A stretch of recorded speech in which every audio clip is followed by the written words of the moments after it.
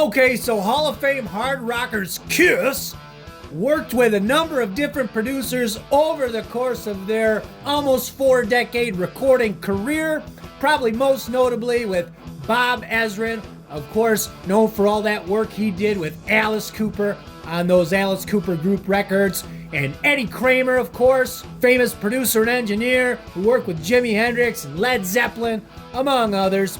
But there's one producer in particular that a Mr. Paul Stanley couldn't stand. Imagine that, Paul Stanley having beef with somebody. And that's what we're going to talk about today. So no clicking or swiping, because Cat Stanley Space Demons coming at you. Okay, so when the four original members of Kiss reunited in June 1996 for their highly successful Alive worldwide tour, which was their first together in almost 17 years. In fact, that tour was so successful, it motivated the band to take the next logical step, which was to return to the studio to make a reunion album, which would be the first to feature the original lineup of Paul Stanley, Gene Simmons, Peter Criss, and Ace Frehley since 1979's Dynasty Collection. Now, in Paul Stanley's 2014 memoir, Face the Music, this is what he had to say about making that reunion record. We had another idea. We would make a reunion record. I didn't want to be plagued by thoughts of things I could have done. I didn't want to have regrets about not giving this a real try. When we had put the band back together in its original form, I, for one, had hoped that could lead us to some spectacular places. I didn't want to miss out on the chance to take it all the way. So Paul was all in, fired up about making this reunion record, wanted to recapture that original chemistry the original lineup had in the studio, see if they could do some spectacular things. But what they would need this time around is the right producer. Now, they originally wanted to go with Bob Ezrin, who had produced the band's 1976 successful hit album, Destroyer, which of course featured the song Beth, Detroit Rock City, Hard Luck Woman, all those other favorites. He also produced the 1981 concept album Music from the Elder and the band's 1992 return to rock and roll form after a couple of years of some lightweight pop dalliances the band had made. 1992's Revenge, pretty kick-ass album. So they wanted to bring Ezrin back for this reunion record, but unfortunately, Ezrin was not available. He had prior commitments, so they decided to go with a guy called Bruce Fairbairn, a Canadian fellow who worked with Loverboy, the Canadian band, Blue Oyster Cult, even produced Tommy Thayer's band Black and Blue in the 80s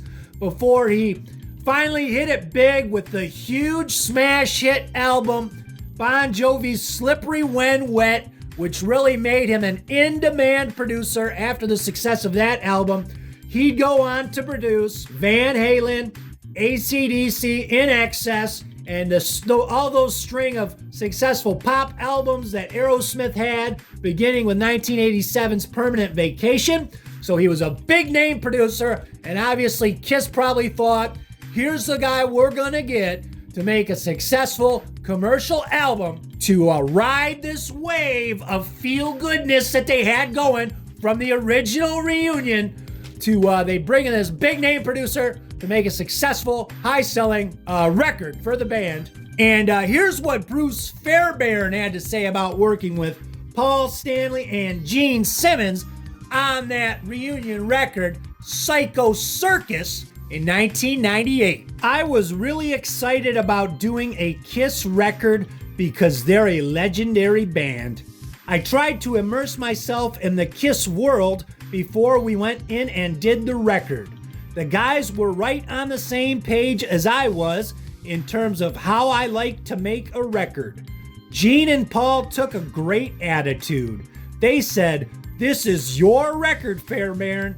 You can hang yourself with it, or you can make a great record." They were very supportive in all aspects of the production. Paul and Gene were very knowledgeable.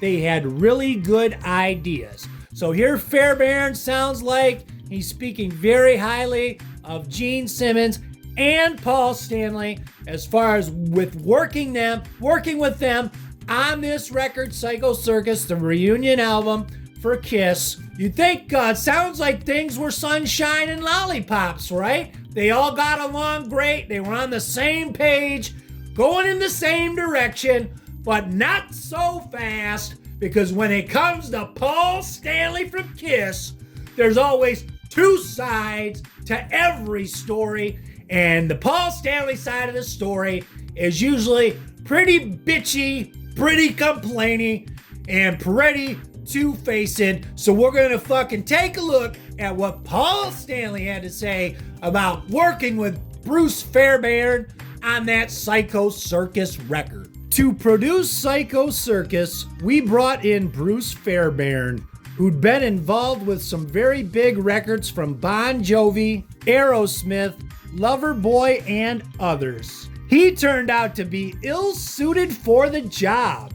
On his big records of the 1980s, he had worked with a team that included Bob Rock and Mike Frazier, both of whom went on to do tremendous things. Sometimes when a team splits and various members try to do things on their own, you get a better sense of who did what by who succeeds and who doesn't. Of course, so he mentions Bob Rock, who went on to produce the Black Album with Metallica, Load and Reload with Metallica. He did some good stuff. But the idea that he says he didn't succeed, I mean, let's talk about a few of the things Bruce Fairbairn did in the 90s. He talked about his records in the 80s. Well, let's talk about what he did in the 90s. Fairbairn's 90s credits include AC/DC's The Razor's Edge and AC/DC Live, Aerosmith, Get a Grip and Pump, Van Halen, Balance, all very big records. So I don't know what the hell Paul Stanley's talking about when he's talking about Bruce Fairbairn not succeeding after the 80s. It just sounds like more Paul Stanley bullshit, typical fashion Paul Stanley BS. She loves to talk shit about people. I don't care if you're Slash, if you're Michael Bolton, Gene Simmons, Paul just loves to sling the fecal matter. And Paul Stanley would go on to say this about Bruce Fairbairn in his 2014 memoir, Face the Music. Bruce chose awful songs from the demos to record for the album. The song that eventually made the most noise turned out to be the title track, Psycho Circus. Bruce wanted to leave it off the album. He was so far up Gene's ass he not only couldn't see, he couldn't hear. One day I finally had to say to Bruce, "This is your first Kiss album. This is my 18th. You will leave here and go on to something else. I won't. I have to stand by this record, so I'm going to do what I want." I went into the studio that weekend and recorded Psycho Circus. Making the album was a disaster all around. Okay, so Paul basically at one point saying that he got so frustrated with Fairbairn's production. He was such a lousy producer that at some point he finally just said, "Hey Bruce, F you. I've been in Kiss all these years. This is your first Kiss record. I'm gonna do whatever the F I want. Go F yourself." So that was Paul's attitude. He also said that Fairbairn was up Gene's ass. I don't know why Fairbairn would have been up Gene's ass, but for some reason, I don't know, maybe Paul was jealous. Maybe he'd have wished Fairbairn had been up his ass. I don't know. Or vice versa. But the idea that two people could have such diametrically opposed things to say about working with each other, it kind of makes me a bit dubious about Paul's end of the story. Why would Fairbairn have such great things to say if Paul made it so abundantly clear that he didn't like what Fairbairn was doing in the studio and basically got in the guy's face and told him to F off? I guess maybe Fairbairn just took the high road. I really don't know.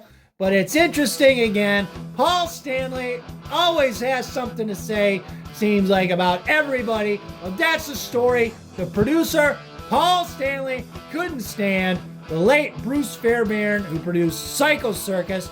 As always, hope you guys dug it, and we'll see you next time. Who's here?